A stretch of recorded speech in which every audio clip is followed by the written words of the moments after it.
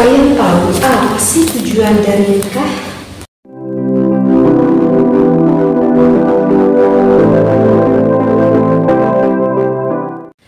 Bismillahirrahmanirrahim. Assalamualaikum warahmatullahi wabarakatuh. Bismillah, alhamdulillah, wassalatu wassalamu ala rasulillah. Mari kita lanjutkan kembali pengkajian kitab Fathul Izzah. Bismillahirrahmanirrahim. Bayan al-harfi Israri awali. Bab ini akan menjelaskan bab jima dan juga rahasia waktu kita melakukan jima. Iklan, ketahuilah anal maksud dari ma'umumah, bahwa tujuan yang terpenting dengan nikahi dari nikah itu at-ta'abudu adalah beribadah, wa taqarrubu dan juga mendekatkan diri kepada Sang Khaliq, kepada Allah Subhanahu wa taala, wa ittiba' sunnah rasuli dan menjalankan sunnah Rasul, wa tahsilul waladi wan nasli serta menghasilkan anak dan keturunan. Li'anna bihi baqa al-'alafi wal qiyamahu, dengan nikah akan tetap dan stabil alam ini. Wa bitarkihi wa imanihi kharabahu wa dirasahu, dan dengan meninggalkan menikah maka akan rusak dan binasalah alam ini. Baik, akan sedikit saya jelaskan ya. Bismillahirrahmanirrahim. Jadi ini mulai ke pembahasan inti ya. Jika di video sebelumnya itu masih menerangkan tentang muqaddimah, ini pembahasan inti akan menerangkan, menjelaskan tentang jima dan juga hasil waktunya. Tetapi saya belum sampai membahas ke sana ya, karena agak cukup panjang juga. Ketahuilah anal maksud dan Allah, bahwa tujuan yang terpenting kita itu melakukan menikah. Nah, sebelum yang lebih dalam, kita kan harus tahu dulu dong, apa sih tujuan kita itu melakukan menikah. Ini penting banget, apalagi bagi yang di luar sana yang belum menikah, bagi para pemuda, bagi para gadis gitu ya, belum menikah, harus tahu dulu nih, mau nikah itu bertujuannya apa. Jadi jangan sampai kita itu ketika kita melakukan akad ijab qabul itu berpikir bahwa ijab qabul itu suatu seremonial misalkan, ataupun ya suatu adat yang biasa dilakukan di adat suatu daerah. Jangan sampai berpikir seperti itu ya. Jadi ketika kita berijab qabul melakukan nikah begitu, di sanalah kita awal mula niatnya yang harus ditekankan di dalam hati kita gitu. Karena kalau udah salah niat ya dikhawatirkan nantinya itu akan salah juga gitu. Tetapi kalau dimulai kita sudah niatnya yang baik sesuai dengan apa yang harus ditentukan oleh Allah, insya Allah nanti rumah tangganya walaupun akan mendapati berbagai ya namanya juga rumah tangga, tetapi ketika suami dan istri awal mulanya sudah mempunyai niat yang baik untuk melakukan ibadah, insya Allah akan bisa dihadapi gitu ya dengan suami istri kita tersebut. Di sini dikatakan bahwa tujuan kita melakukan menikah, tujuan agung, tujuan yang paling penting itu bisa saja yang pertama kita harus diniati dengan mengagungkan pernikahan gitu ya. Jadi harus diniati di dalam hati kita yang sudah menikah pun, yang kalau baru tahu ini ya kita refresh kembali niatnya seperti itu ya. Jadi harus diniatkan di dalam hati kita ingin mengagungkan pernikahan. Jika sudah ada tertanam di dalam hati kita, terus kita dengan sering mengaji, kita mendengarkan apa faidah-faidahnya nikah, apa keunggulan-keunggulan nikah, sehingga tertanam di dalam hati bahwa pernikahan ini adalah sesuatu hal yang harus kita agungkan. Maka insya Allah jika sudah tertanam di dalam hati kita seperti itu, maka tidak akan ada yang melakukan suatu perzinahan. Baik itu yang masih gadis pemuda ataupun yang sudah mempunyai istri, suami mungkin alhamdulillah begitu ya, yang zina muhsan begitu, maka tidak akan ada itu sampai terjerumus ke dalam perzinahan, karena dia sudah mengerti betapa agungnya di dalam suatu pernikahan. Itulah secara pendeknya begitu ya. Kemudian jadikanlah pernikahan itu mencari kawan. Jadi ketika suami mempunyai istri, jadikan istri kamu itu kawan. Ketika istri mempunyai suami, jadikanlah suami kita itu adalah kawan. Kawan untuk apa? Kawan untuk beribadah. Ya, kawan untuk beribadah. Ketika kita mau ngaji Quran gitu ya, ataupun kita mau menuntut ilmu yang lainnya, kita lakukan dengan sendiri itu terasa berat begitu. Ketika kita mau melakukan ibadah yang lain, misalkan kita mau sholat yang fardu ataupun sunnah, kok rasanya berat begitu ya. Misalkan yang berkata suami, maka layaknya kita sebagai istri menjadi teman untuk suaminya penyemangat ibadah, seperti itu. Ketika istrinya merasa malas untuk melakukan beribadah, di sanalah ada peran suami yang mengingatkan kepada istri menjadi teman apa? Menjadi teman untuk melakukan beribadah bersama-sama.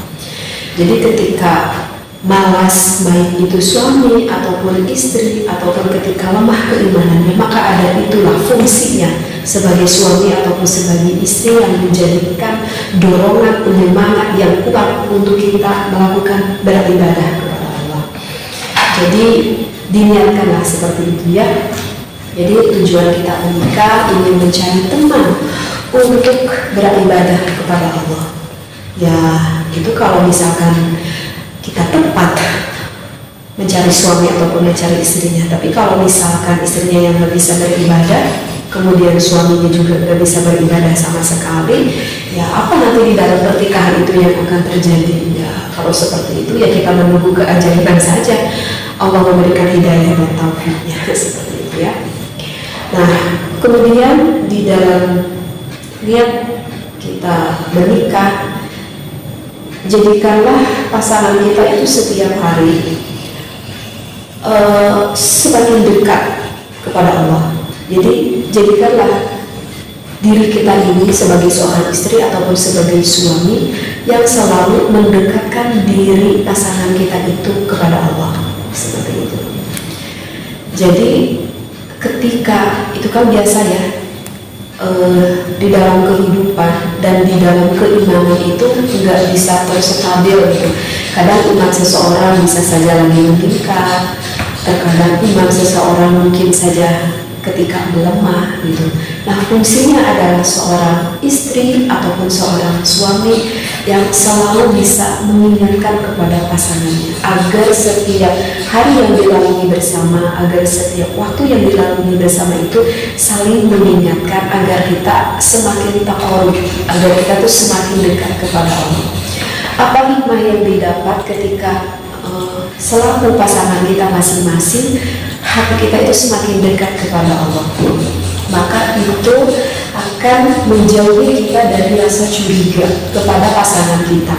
Ya, akan menjauhi dari rasa curiga. Jadi kita kepada pasangan semakin besar kepercayaan kita kepada suami. Begitu juga suami kepada istri semakin besar kepercayaannya, seperti itu. Jadi kalau misalkan suami nelfon gitu ya di pekerjaannya gitu kepada istrinya gitu, kok gak diangkat juga gitu, ataupun sebaliknya istrinya yang menelpon suaminya di pekerjaannya itu pada diangkat juga.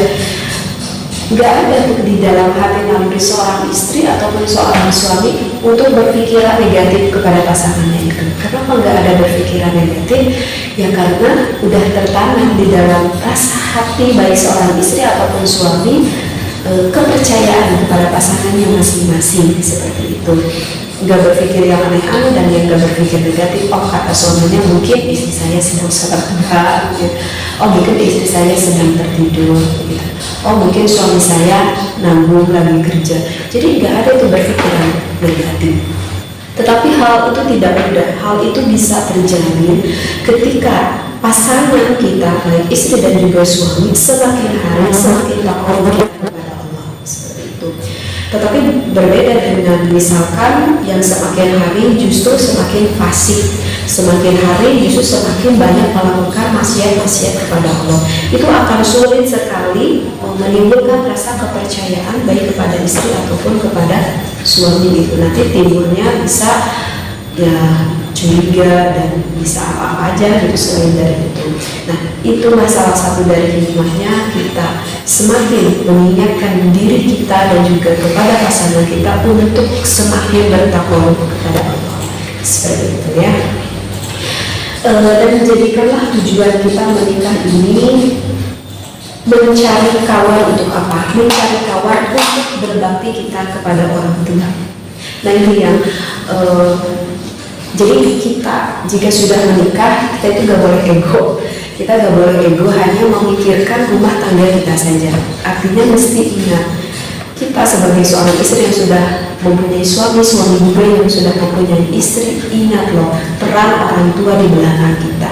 Kita gak mungkin terlahir ke dunia ini tanpa kedua orang tua kita. Jadi carilah seorang istri yang bisa menghargai ibu bapaknya, dan carilah suami yang bisa menghargai ibu bapak kita juga, begitu. Karena nisbatnya juga kan ketika kita menikahi suami menikahi istri, maka kan ke orang tua istrinya nisbatnya menjadi apa? Nisbatnya itu kan menjadi seorang ibu dan menjadi seorang bapak. Bahkan di dalam fikih tidak batal kan wudhunya gitu. Misalkan suami kita bersentuhan kulit dengan ibu kita, maka kan tidak batal suami kita bersentuhan kulit dengan ibu kita. Karena apa? Karena nisbatnya itu sudah menjadi seorang anak gitu. Maka di dalam fikih itu diatur ketika kita seorang istri mempunyai ibu bapak, ketika suami yang mempunyai ibu bapak, maka suami yang harus selalu mengingatkan kepada istrinya, suami yang harus selalu mengingatkan sekali lagi kepada istrinya akan perhatiannya kepada ibu dan juga bapaknya. Begitu juga sebaliknya, istrinya yang harus selalu mengingatkan kepada suaminya kepedulian, mengingatkan kepada ibu bapaknya. Kemudian setelah itu lakukanlah kewajibanmu dan jangan banyak menuntut. Lakukanlah kewajibanmu dan jangan banyak menuntut. Kita sebagai seorang istri sebaiknya jangan terlalu banyak menuntut kepada suami, dan begitu juga suami kepada istrinya jangan terlalu banyak menuntut kepada istrinya. Karena setiap manusia itu mempunyai, bisa dikatakan, kelebihan itu ataupun kekurangannya masing-masing. Tidak semua hal itu bisa dilakukan oleh suami kita, dan tidak bisa semua hal itu dilakukan oleh istri kita. Misalkan contoh, seorang suami itu wajib untuk memberi bekah kepada istrinya, maka suaminya keluar dari rumah, dia mencari bekah dengan bekah yang halal tentunya, yang wajib, yang berkah, itu bagi keluarganya. Tetapi kan yang menentukan hasil bukan suami kita, yang menentukan hasil itu secara hakikatnya adalah Allah. Seorang suami hanya keluar dari rumah, hanya menjalankan ikhtiarnya itu. Kemudian di suatu waktu suaminya merasa sedih sekali karena apa yang diharapkannya itu tidak sesuai dengan apa yang diinginkannya. Bisa saja kan terjadi di dalam suatu usaha begitu. Misalkan pulang ke rumah gak menghasilkan uang sama sekali, itu udah pasti secara manusiawi itu hati suami ketika mau pulang ke rumah dengan penuh rasa hati yang banyak berdebar gitu. Mungkin juga ada rasa ketakutan, udah jelas ada kesedihan, itu secara manusiawi gitu. Sudah mempunyai rasa seperti itu, suami udah capek dia melakukan bekerja. Ketika dia pulang ke rumah, ketika istrinya berkata apa hasilnya hari ini, dan suami berkata enggak ada hasilnya sama sekali. Kemudian di situ mengeluarkan istrinya dengan nada-nada perkataan yang sangat menusuk ke hati suami, ya bagaimana gitu.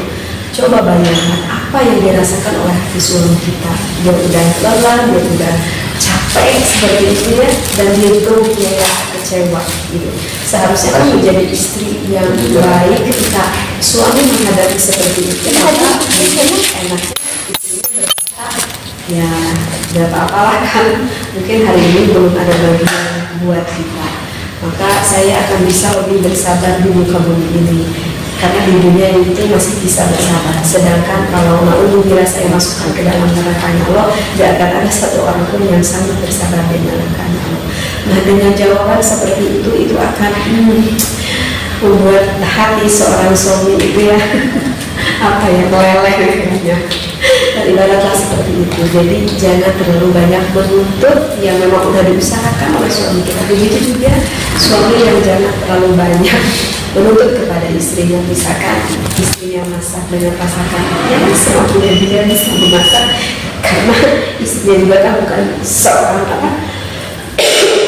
koki gitu ya. Wajar kalau misalkan masakannya itu kurang enak atau kurang nikmat gitu ya.